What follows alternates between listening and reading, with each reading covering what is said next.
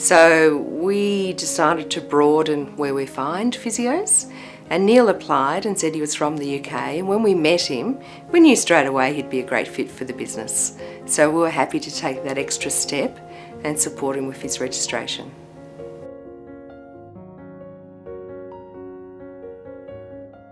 But I firmly believe that no matter what skills people come in, you can train them up if you provide them with enough support and give them enough opportunities for continuing education.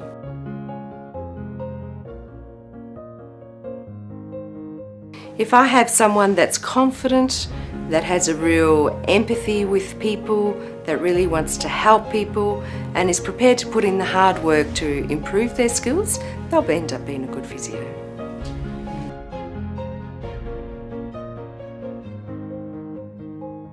As an employer, if I can provide someone with a career that they love and that supports their lifestyle, then I've done a good job. And if I look after them, then they're happy, they'll look after their clients.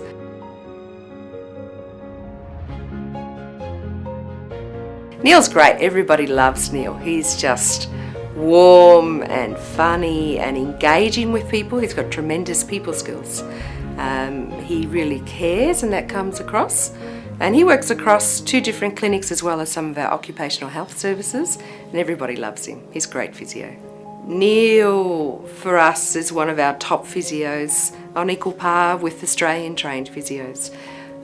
And I think if we didn't give him an interview, we wouldn't have had the benefit of his employment over the past few years, and he's been a terrific asset.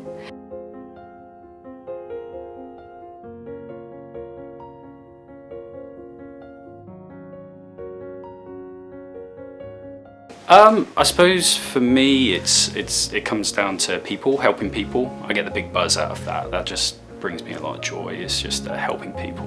When someone comes in and they've got pain and discomfort and it's affecting their quality of life, and you can help with that, you can change things and they get better, that's the best.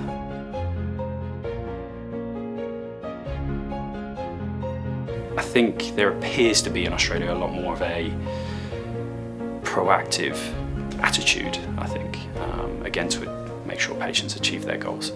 There's this great mandate really that we've all adopted, where it's all about that. It's all the end game, getting them where they want to go, be it that they want to return to sport, or they want to be able to walk properly again, or be able to return to work, you know. So there appears to be this great collaborative effort in Australia, I think.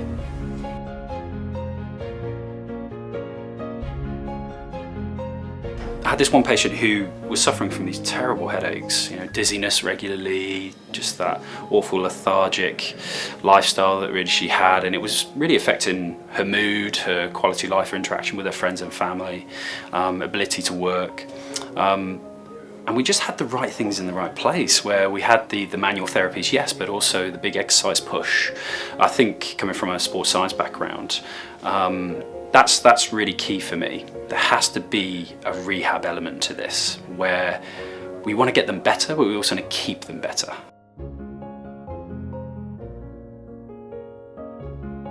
So I did the exam in November 2013. I got the results just after Christmas, so I think it was early 2014.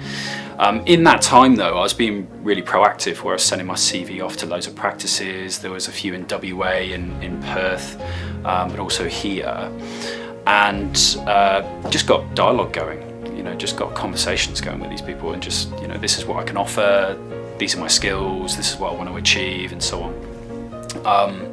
And then from there, you're able to apply for what they call limited registration, where if you've got an employer who's really happy to do so, they essentially supervise you through the process. Because at the end of the day, the governing bodies, they don't know me, they don't know what skills I have. So it's important that I'm up to a good standard, because if you're working with people's health and welfare, you've got to be of a good standard. So really the key thing for me is just that I had someone who was willing to take me on, to take a punt on me.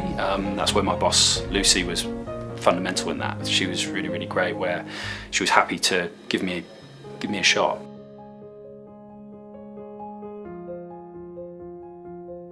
I wasn't 100% sure if I'd be able to do this process, because it's a really, really hard, long process and really challenging. But lucky for me, Victoria was there the whole way through, and she was able to support me and says, come on, let's do this.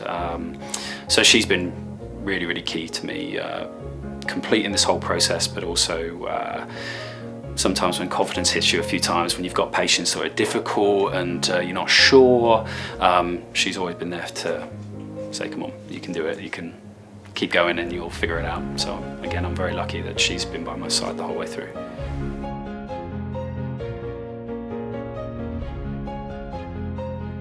Living in Melbourne's fantastic. I love living here. I've never been bored.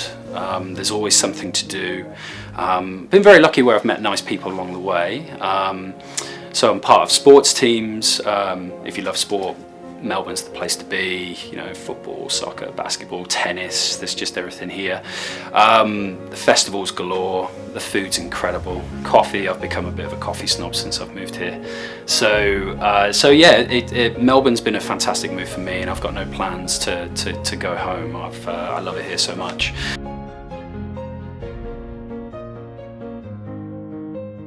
It's a fantastic feeling just helping people achieve their goals, and being part of that, a small part of it maybe, but of the bigger picture is great. I love it. And the good thing about it as well with physio, it's always changing and evolving. More information comes in, we adapt to it, and I learn every day. It's hard work getting through the process. It is a hard process, but it's worth it. That's the key thing for me. It's just that it's worth it.